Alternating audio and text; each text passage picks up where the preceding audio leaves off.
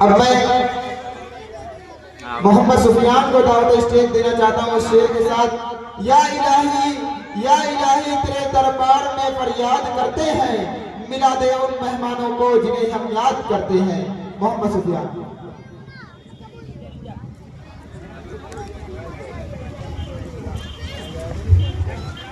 السلام علیکم ورحمۃ اللہ وبرکاتہ. نحمده ونصلي على رسوله الكريم. اما بعد، اعوذ باللہ من الشیطان الرجیم. بسم اللہ الرحمن الرحیم.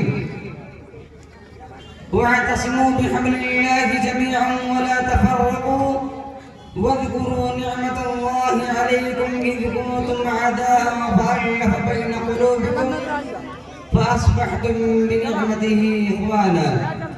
قال رسول الله صلى الله عليه وسلم: المسلم أخو المسلم. وقال في مقام آخر: المسلمون كجسد واحد. قال عليه الصلاة والسلام. أما بعد، محترم سامعین اور معزز کرام اور میرے عزیز ساتھیوں، میں آپ حضرات کے سامنے اتحاد و یکجہتی کے عنوان پر لب کشائی کی ہمت کر رہا ہوں. یہ آپ حضرات کی گرم و فرمائی اور محبت کا نتیجہ ہے، ورنہ میں کہاں اور کہاں کہتے گل. آج مسلمانوں کے اندر نفرتوں و عداوتوں کی خلیج اور آپسی تنازع کی ایک مہلک بیماری اور مسلمان کے رگ رگ ریشے ریشے میں سما چکی ہے. ہمارے اندر اختلافات، تنازعات اور تشاجرات میں جنم لے لیا، جس کی بنا پر مسلمان ذلت و رسوائی کے دلدل میں پھنسا ہوا ہے. مسلمانوں کی مختلف جماعتوں اور تنظیموں میں اتحاد و اتفاق کو باقی نہیں رکھا. کوئی اپنے آپ کو سنی کہتا ہے، کوئی اپنے آپ کو بریلی کہتا ہے، کوئی اپنے آپ کو مودودی کہتا ہے، کوئی اپنے آپ کو دیوبندی کہتا ہے. مسلمانوں کی مختلف جماعتوں اور تنظیموں نے اتحاد و اتفاق کو باقی نہیں رکھا. ایسا کیوں ہو رہا ہے؟ اس کی کیا وجہ ہے؟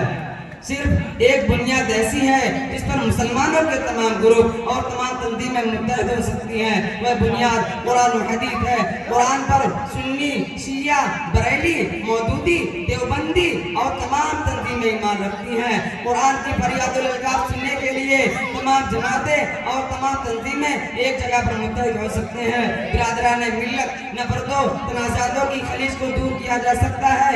عداوت و تنازعات کی دیوار کو منہدم کیا جا سکتا ہے. شرط ہے کہ ہم قرآن کی فریاد الالقاب سننے والے ہوں. ہم مسلمان ہیں، قرآن پر ہمارا ایمان ہے، احکام پر بھی ایمان ہے. رہبر ہمارا قرآن ہے، ہادی رسول کا فرمان ہے، اس پر سب کچھ قربان ہے. تو آئیے قرآن کا فرمان سنیے اور رسول اللہ صلی اللہ علیہ وسلم کا فرمان سنیے اور اپنی زندگی سے نفرتوں تنازعاتوں کی دیوار کو گرا ڈالیں. قرآن کہتا ہے: ان هذه امتکم امۃ واحدۃ وانا ربکم فاتقون. جب قرآن ہمیں کہہ رہا ہے اور رسول اللہ صلی اللہ علیہ وسلم کا فرمان یہ بتا رہا ہے کہ ہم ایک جسم کے مانند ہیں، تو پھر کیوں ہمارے اندر اختلافات کا جنم لیا؟ ہمارے اندر عداوت و تنازعات کیوں پیدا ہوئی؟ ہم الگ الگ منفرد کیوں ہیں؟ یاد رکھیں، جس قوم ملت نے اختلافات، تنازعات، انتشار کو اختیار کیا، اس قوم نے کبھی بھی کامیابی و کامرانی کے چہرہ نہیں دیکھا اور ذلت و رسوائی کے گہرے اور اندھیرے کنویں میں گر گئے. اور جس قوم ملت نے اجتماعیت، وحدیت، یکجہتی کو اختیار کیا، وہ ہمیشہ بلا کامرانی کے اونچے اونچے پہاڑوں سے نظر آئے. شریعت اسلامی نے اتحاد اتفاق کو پسند کیا، اختلافات، تنازعات کو دور رکھنا پسند کیا.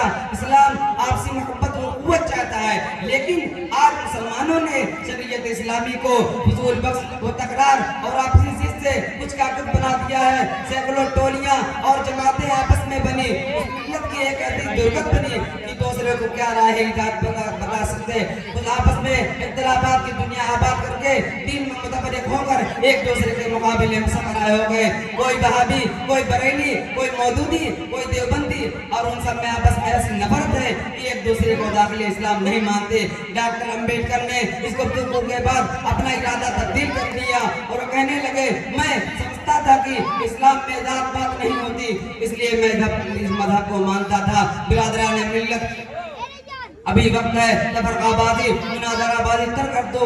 آج جو ظلم ستم کے پہاڑ مسلمانوں کو برداشت کرنے پڑتے ہوتے ہیں وہ آپسی اختلاف کی وجہ سے.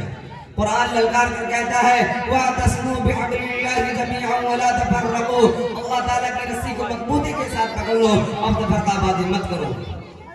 شہدائیان اسلام، ہم سب مسلمان آپس میں بھائی بھائی ہیں. ہم شیعہ بات میں ہیں، سب سے پہلے مسلمان ہیں. ہم بریلی بات میں ہیں، سب سے پہلے مسلمان ہیں. ہم مودودی بات میں ہیں، سب سے پہلے مسلمان ہیں. تو آئیے ہم اپنے اندر سے اختلافات انتشار کو دور کریں. ہم اپنے اندر سے عداوت و تنازعات کو دور کریں.